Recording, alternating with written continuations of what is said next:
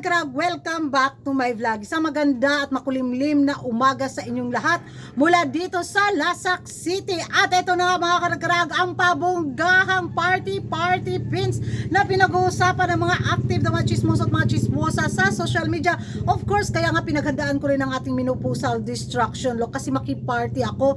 So wagi nga ang pins mga karag-karag sa first station sa People's Choice sa Miss Cosmo na kung saan nakuha ito ni Atisa Manalo. Kaya keep voting pa rin tayo para ma-secure ang spot ng ating pambato sa top 10 sa darating na Miss Cosmo 2024. So yung napanulunan niya is may pa-access mga pa-VIP galore siya sa mga photoshoot, diba? At ang dami. So deserve naman ni Atisa Manalo dahil nakita naman natin yung preparation niya sa taon na to sa Miss Cosmo 2024 at of course ang spirit of bayanihan ng mga pins pagdating sa laban na to ni Atisa Manalo. Naku, nagkakaisa din mga karag-karag. Nasa Miss Cosmo organization na lang talaga yan kung kanino nila ibibigay yung corona.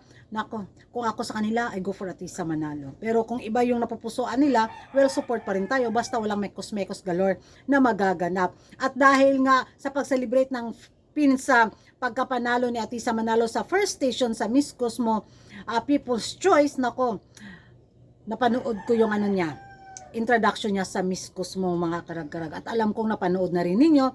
So, watch this. Watch natin. Mabuhay! I'm very excited to be back once again in Vietnam for the Miss Cosmo competition. At the Miss Cosmo 2024 is the fact that I chose to be here. Not a lot of people know, but I had the opportunity to represent the Philippines in another pageant because I want to be a trailblazer. I want to set the tone of what it takes to be a Miss Cosmo. And I want to be an integral part of a pioneering organization that will change the history of pageantry forever. My favorite inspirational quote is, "You are the architect of your own destiny, you are the master of your own fate, and you are behind the steering wheel of your own life." This quote resonates with me because from a very young age, I took control of what little I had and maximized it. My life choices were incredibly limited, my access to good schools and access to opportunities. But despite those limitations, I took control of my own life. I joined my first pageant at 10 years old and joined 14 more after that.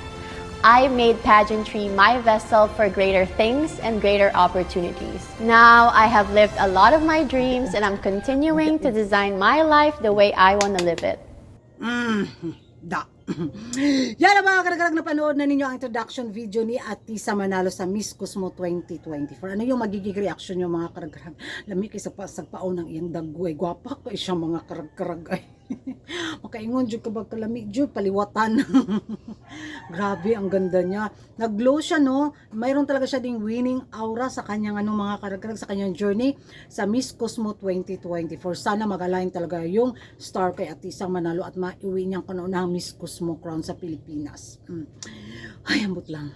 Excited ako sa kanyang journey at excited ako mapanood talaga ang Miss Cosmo 2024 sa kanilang palay. Mo react ta, oy, goy! And thank you for watching mga karag-karag. See you in my next vlog. Ano yung magiging reaction ninyo? Comment down below and don't forget to like and subscribe Kuragan Karag. And bye-bye.